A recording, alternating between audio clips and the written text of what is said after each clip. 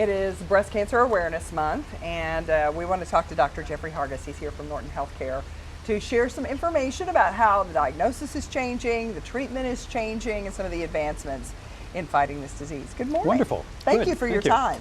One of the most interesting things you were just telling me as we were setting this up here is that there is maybe this misconception that it's a genetic disease and I'm going to get breast cancer, but there are some proactive things you can do in terms of lifestyle to prevent you from getting breast cancer? And that's approximately 30% of breast cancer could be reduced just with four things that can be done. Number one is absolutely weight. Weight is probably the most important.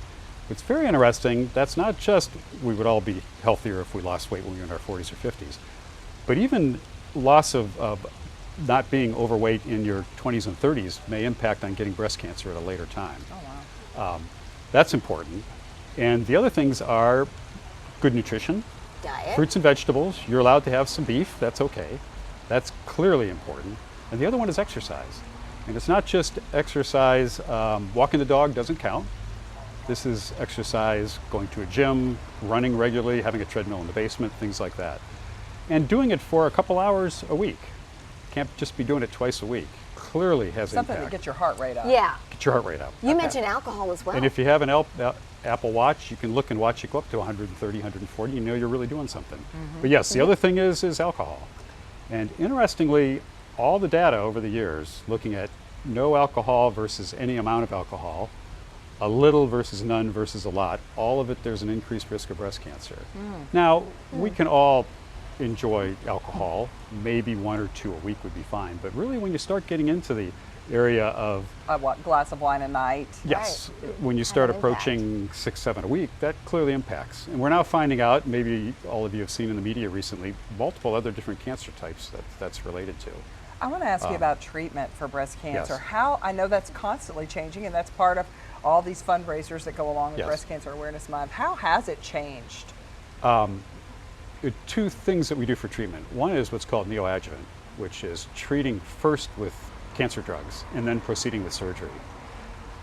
Two types of breast cancer of the major three that we have, we treat most of them up front with treatment. And the treatment in the last 10 years is so good that upwards to 40 and 50% of patients, even with a large breast tumor, will have a complete response when they go to the operating room. It's gone entirely. Of course, it was going elsewhere in the body in addition. So it reduces the need for mastectomies. Better long-term, a lumpectomy can be done with a very good cosmetic result if you shrunk it. Rather in the old days, do the surgery, can we do chemotherapy? Yeah. Right. So many of my patients are getting those. And these drugs are just phenomenal.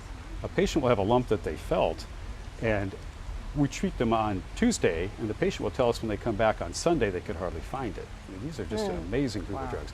They also, overall, better outcome long-term, likelihood of cancer coming back. Before we let you go, what are some of those early warning signs? We all know we have to do the self-checks, and we got to get on the schedule for the mammograms, but what are just some red flags? The number one thing I would tell everybody is just overall body awareness, which all we should have for all cancers potentials.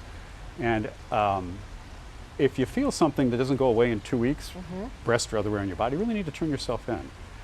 Us breast medical oncologists, we've all had patients, they felt a lump, and they said, well, you know what, I had a mammogram, it was perfectly normal 2 months ago. And it's breast cancer. Yeah. And the problem we still have with mammography in that, it's good, but it has false positives and it has false negatives. So the message to people is if you feel something turn yourself in. Yeah. Yeah.